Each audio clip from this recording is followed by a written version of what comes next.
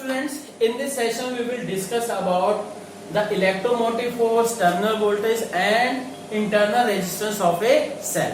ये तो सीधा से क्लियर है कि internal resistance of a cell that is a different thing, but we have to differentiate between electromotive force and terminal voltage. अब देखिए, जैसे अब सिंपल सी बात हम कर रहे हैं, what is the electromotive force, इसको डिफाइन करने के लिए जैसे अभी मान लीजिए कि आपके घर में ये टैंक कोई लगा हुआ है, ठीक, इस टैंक में पानी दिया जा रहा है, कहां से पानी दिया जाएगा, ये कोई पंप हो गया, ठीक, और इस पंप से क्या है, पानी इधर। अब ये पाइप भी क्या है, कनेक्टेड है एक टैंक से ही, ठीक। इसी तरह से अब इससे पानी निकल रहा है इस टैंक से, फिर इसमें आ रहा पानी। Is that clear? या ये कहिए कि आपके घर में यूज हो रहा है जैसे भी, ठीक, ये पानी का सिस्टम क्या मेन टंकी में गया और टंकी से फिर क्या सप्लाई हुआ।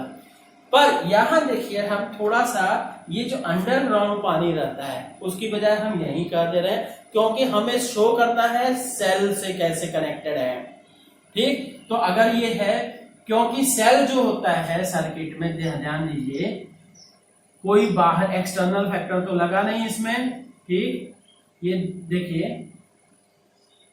कि ये केवल रेजिस्टेंस हो गया, ये सेल हो गया और कोई बाहरी नहीं है, इसीलिए मैंने ये क्या है, सेम टू सेम किया है, ठीक। अब यहां से हम बात कर रहे हैं कि इस पंप से पानी ऊपर जाएगा, फिर पानी क्या है पूरे में सप्लाई होगा, फिर से यहां से पंप ले के ही थ्रू जाएगा। अगर पंप वर्क करना बंद कर दे तो क्या होगा कि ये पानी सारा का सारा नीचे आ जाएगा, ऊपर कुछ नहीं रहेगा, ठीक। अब इसी तरह से हम कह सकते हैं कि ये जो सेल है, ठीक है, बैटरी है, बैटरी को भी वर्क परफॉर्म करना पड़ता है to maintain the electric current in the circuit. किसी सर्किट में करंट बनाए रखने के लिए बैटरी को वर्क करना पड़ता है, एंड दैट वर्क पर unit charge is called electromotive force, ठीक है। अभी देखते हैं इसकी डिफिनेशन।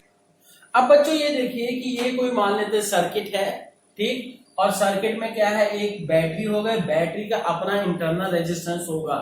अभी जैसे देखिए पंप चल रहा था, उसमें केस में पंप भी वर्क करेगा और उस वर्क के कारण से उसमें भी हीटिंग होगी, ठीक। जो मतलब उस एनर्जी, वो एनर्जी जो अपने मतलब ये कह सकते हैं कि कुछ एनर्जी का कुछ पार्ट सेल भी अपने आप में यूज कर देता है। जैसे कि पिछले केस में हमने वो पंप के बारे में बताया था, पंप भी कुछ ना कुछ एनर्जी यूज करता है, 100% एनर्जी को वर्क में कन्वर्ट नहीं करता है, ठीक। तो अब यहाँ ये देखिए कि ये क्या है, सेल हो गया, सेल का इंटरनल रेजिस्टेंस स्मॉल आर हो गया, और फिर ये सेल का एक सिंगल सेल का स्ट्रक्चर भी बना दिया हमने, और ये क्या है, एक्सटर्नल रेजिस्टेंस। एक्सटर्नल रेजिस्टेंस कुछ भी हो सकता है, फैन है, लाइट है, कुछ भी आप कर सकते हो, ठीक है। तो अब ये है, अब ये मत कहिएगा कि सर क्या एक सेल से फैन चल जाएगा, ऐसे अब, ठीक है, एलईडी मान लीजिए छोटा सा, ठीक। तो अब क्या है कि हम मानते हैं यहां से करंट फ्लो हो रहा है ये, ठीक। अब एक चीज कि इलेक्ट्रोमोटिव फोर्स किसे कहेंगे, it is the total electromotive force की डिफिनेशन देखिए, EMF, it is the total work done by a cell per unit cell per unit charge to maintain the current in the circuit। मतलब बच्चों इस circuit में total work done by the cell per unit charge to maintain the current in the circuit, that is called उसको हम क्या कहते हैं, that is called EMF. ठीक, और दूसरी डिफिनेशन क्या है, टर्मिनल वोल्टेज क्या कहते हैं, टर्मिनल वोल्टेज, बोलिए जी, what is the terminal voltage? It is the work done per unit ये work done by the cell कर देंगे, by the cell to move a unit charge, move a unit charge from one terminal to from one terminal to other terminal of the cell through outside circuit, through outside circuit. Is that बच्चों? ठीक है, through outside circuit. और इसी तरह से बच्चों थोड़ा सा इसमें ये in the to maintain the total work done by the cell per unit charge to maintain the current. ठीक, तो अब सुनिए दोनों में डिफरेंस क्या है कि यहां से मान लीजिए, यहां से निगेटिव प्लेट से चार्ज स्टार्ट हुआ, एक चार्ज स्टार्ट हुआ, फिर से उसी निगेटिव पूरा मतलब सर्किट में घूमते हुए फिर से निगेटिव चार्ज प्लेट पर ही आ गया। ठीक, फिर से उसी प्लेट उसी पॉइंट पे पहुंचने में जितना वर्क डन करना पड़ता है पर unit charge, that is called EMF. Is that clear? That is called EMF. जबकि दूसरी तरफ हम कहेंगे टर्मिनल वोल्टेज क्या है, एक पॉइंट से दूसरे पॉइंट तक through external outside circuit, external circuit से, ये है अंदर से, सेल के अंदर की बात नहीं है। ठीक है, ये बच्चों सबसे मेन डिफरेंस है। तो बच्चों अब ये देखिए कि हम सब इसको क्या टोटल वर्क डन को सेल के थ्रू किया गया टोटल वर्क डन को हम तीन पार्ट्स में, तीन नहीं दो पार्ट्स में डिवाइड कर सकते हैं। तो पहला क्या है, W टोटल। W टोटल मतलब total work done by the cell. तो यहां से W इंटरनल मतलब सेल के इनसाइड, पहले एक्सटर्नल करते हैं। एक्सटर्नल मतलब यहां से यहां तक, एक्सटर्नल प्लस W इंटरनल मतलब सेल के अंदर की तरफ, मतलब यहां से यहां तक जाने में जितना वर्क डन, ये इंटरनल हुआ, और इधर से इधर तक जो हो गया वर्क डन एक्सटर्नल। अब इस वर्क डन को हम क्या है, डिवाइडिंग बाय क्यू मतलब चार्ज पर यूनिट चार्ज से निकालना था, तो इसलिए क्यू से हमने डिवाइड कर दिया। तो W by T by Q equal to W external by Q plus W internal by Q, ये तीनों कर दिया। अब इसके बाद this is the definition of EMF, total work done, it is the total work done to when.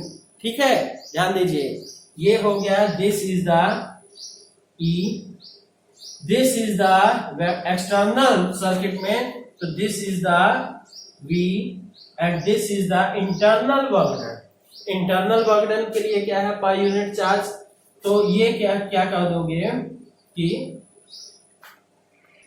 तो अब देखिए ये क्या है, इंटरनल वर्क डन क्या हो जाएगा, इंटरनल मतलब Q into V in divided by Q, Q gets cancelled. तो अब यहां से हम कर देंगे कि इंटरनल के लिए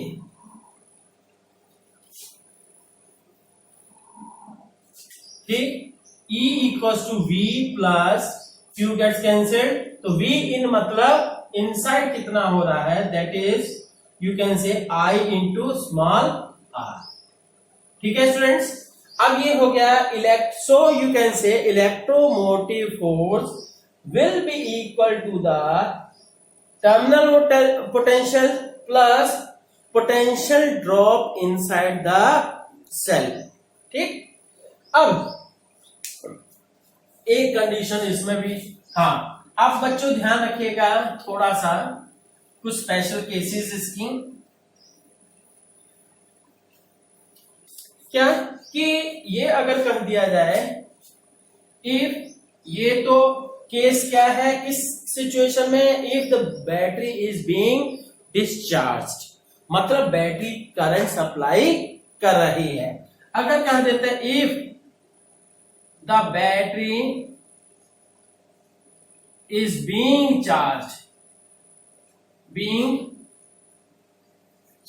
अगर बैटरी को हम चार्ज कर रहे हैं, अगर हम बैटरी को चार्ज कर रहे हैं तो करंट की डायरेक्शन अपोजिट हो जाएगी, then E will be equal to V minus IR, मतलब बैटरी चार्ज करने के लिए टर्मिनल पोटेंशियल जो होना चाहिए that must be greater than, terminal potential must be greater than the EMF, electromotive force, otherwise battery charge नहीं होगी। Is that clear?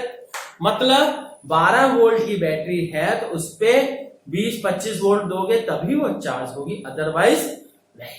ठीक है, तो अब ये है, एक चीज ये हो गई। दूसरी चीज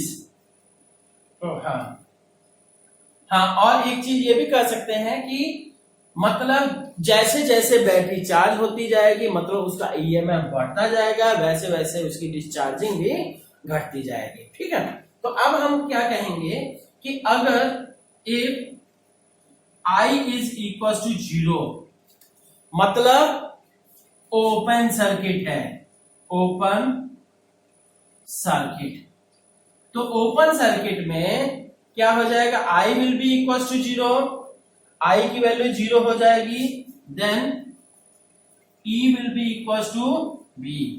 तब आप कह सकते हो द EMF मतलब electromotive force will be equal to the open circuit terminal potential, मतलब terminal potential of the cell for open circuit. ठीक, तो बच्चों अब ये देखिए, एक छोटा सा न्यूमेरिकल है। ठीक, ए 10 volt battery of negligible internal resistance, मतलब इन दोनों बैटरीज का इंटरनल रेजिस्टेंस नहीं है। ठीक, is connected across A 200 volt battery and A resistance of 38 ओम। ये एक्सटर्नल रेजिस्टेंस की बात कर रहा है, इसका भी इंटरनल रेजिस्टेंस निग्लिजिबल है। Find the value of current की वैल्यू आपको फाइंड आउट करनी है। तो अब बच्चों ये ध्यान दीजिएगा कि का फॉर्मूला लगा सकते हो, क्या हो जाएगा जी, I into R will be equal to total EMF, तो ये दिस माइनस दिस, तो इसलिए I will be equal to E minus V by ये, इसको E1 कर देते हैं, इसको E2 कर देते हैं, क्योंकि ये टर्मिनल, ये अलग केस के लिए E1 E2 तो डिवाइडेड बाय R, तो इसलिए क्या हो गया 200 माइनस 10 डिवाइडेड बाय R की वैल्यू कितनी है 38। ठीक, तो ये क्या हो गया 190 बाय 38, मतलब तो द आंसर विल बी, ये कट गया 1 2, ओके हाँ, तो answer will be 5 ampere. Is that clear? ठीक है, इसके अलावा भी बच्चों आप सभी प्रैक्टिस कीजिए। Okay, thank you.